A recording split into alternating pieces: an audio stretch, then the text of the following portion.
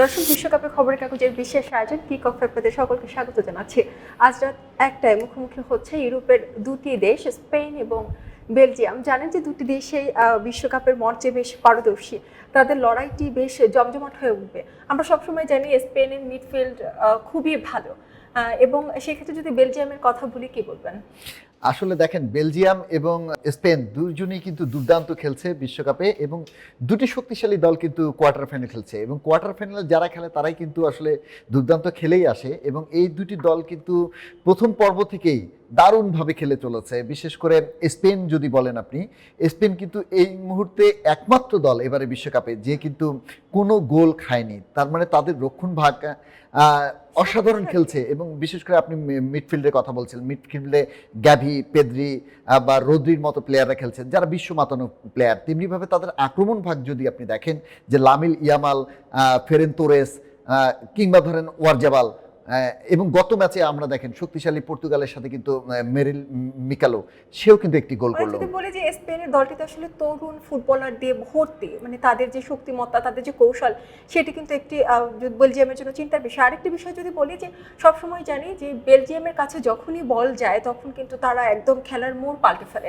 এটাও কিন্তু স্পেনের জন্য একটি ভয়ের কারণ তারা যতক্ষণ তাদের কাছে বলটা থাকে তারা কিছু না কিছু করে ফেলে। বেলজিয়ামকে এই জন্য রোলার কোস্টার বলা হয়। তারা কিন্তু খেলার শেষ মুহূর্ত পর্যন্ত খেলার ফলাফলকে পাল্টে দিতে পারে। এবং দেখেন, বেলজিয়াম কিন্তু শক্তিশালী দল, এবং গত ম্যাচে সুপার 16-এর ম্যাচে কিন্তু তারা শক্তিশালী যুক্তরাষ্ট্রকে কিন্তু 4-1 গোলে হারিয়ে কিন্তু এসেছে। এবং আমরা যদি দেখি গ্রুপ পর্বে কিন্তু তারা নিউজিল্যান্ডকে কিন্তু 5-1 গোলে হারিয়েছে। এই যে বড় বড় জয় কিন্তু তারা তুলে নিচ্ছে। বিশেষ করে তারাও কিন্তু ফর্মে রয়েছে। কেভিন ডি ব্রুইনের কথা বলতেই হয়, বিশ্ব মাতানো ফুটবলার, সে কিন্তু প্রধান প্লে মেকার, এবং সে তার যে ভূমিকা সেটি করছে। এবং অভিজ্ঞ দেখেন রোমেলো লুকালু, সে কিন্তু প্রতি ম্যাচেই প্রায় গোল পাচ্ছে, এবং গত ম্যাচেও কিন্তু সে গোল পেয়েছে। সেই সাথে দেখেন যে চার্লস ডি কেটলার, যিনি জোড়া গোল করলেন গত ম্যাচে, তাদের যে গোলরক্ষক থিলবো কোর্তোয়া, বিশ্বের অন্যতম সেরা গোলরক্ষক যে রিয়াল মাদ্রিদে খেলেন, তার কথা বলতে হয়। সব মিলে কিন্তু দুটো দলই কিন্তু শক্তিশালী, এবং তারা দুটো দলই এখন ফর্মে আছে। এখন কথা হচ্ছে যে স্পেনের যে দীর্ঘ সময় যে গোল শূন্য থাকার, সেটি কি আসলে বেলজিয়াম আসলে পাল্টে দেবে কিনা, এই যে ইতিহাস গড়লো। এবং স্পেন কিন্তু শুধু এবারে বিশ্বকাপে নয়, গত বিশ্বকাপ যদি ধরেন আপনি 2022-এর বিশ্বকাপে, সেই জাপানের সাথে যে গোল খেয়েছিল, একটি গোল হজম করেছিল, তারপর থেকে কিন্তু তারা আসলে গোল শূন্য আছে। এবং এটি কিন্তু বিশ্ব রেকর্ড, যে বিশ্বকাপের মঞ্চে কিন্তু 600 মিনিটের উপরে কিন্তু তারা গোল শূন্য আছে। আচ্ছা, যদি একটু ফ্রান্সের কথা বলি, আমরা যদি গতকালকে ফ্রান্সের ম্যাচটি নিয়ে একটু কথা বলি, যে সেখানে কি বলবেন, কালকে ফ্রান্স কেমন পারফর্ম করলো?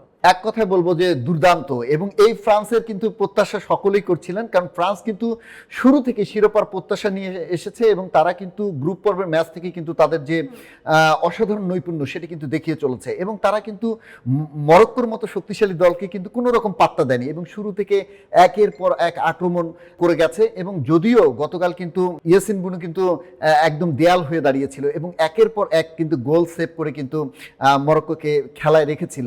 এবং তারপরে দেখেন যে ফ্রান্স কিন্তু কোনো কারণে দমে যায়নি, এবং তারা কিন্তু একের পর এক কিন্তু তারা যে আক্রমণ সাজিয়েছিল, এবং তারই ফলশ্রুতিতে কিন্তু তারা পেনাল্টি পায়। এবং পেনাল্টিতে দেখেন যে এমবাপ্পে, যে কিন্তু পেনাল্টি স্পেশালিস্ট বলা হয়, তিনি কিন্তু কালকে মিস করলেন।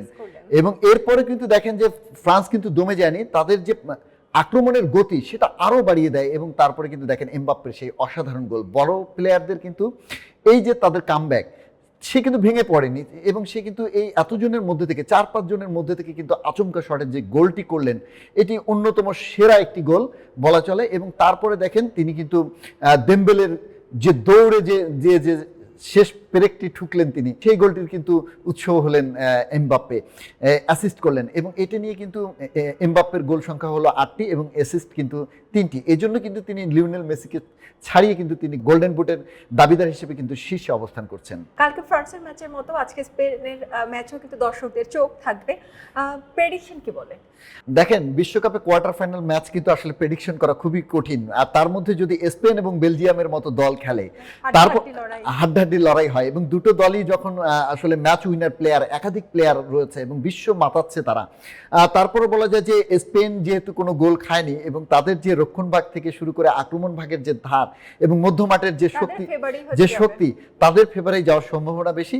তারপরও শেষ কথা বলে তো কোনো কিছু নেই, একদম শেষ মুহূর্ত পর্যন্ত, শেষ বাঁশি বাজা পর্যন্ত অপেক্ষা করতে হবে। তবে একটি রোমাঞ্চকর ম্যাচ হচ্ছে, এ কথা নিঃসন্দেহে বলা যায়। আজ রাত একটায় মাঠে হতে যাচ্ছে দুটি কঠিন দলের লড়াই। এবার দেখা যাক স্পেন তাদের রেকর্ড ধরে রাখতে পারে নাকি বেলজিয়াম বিশ্বকাপের মঞ্চে লিখে নতুন ইতিহাস। খবরের কাগজ, নিখাত, নির্ভীক, নিরপেক্ষ।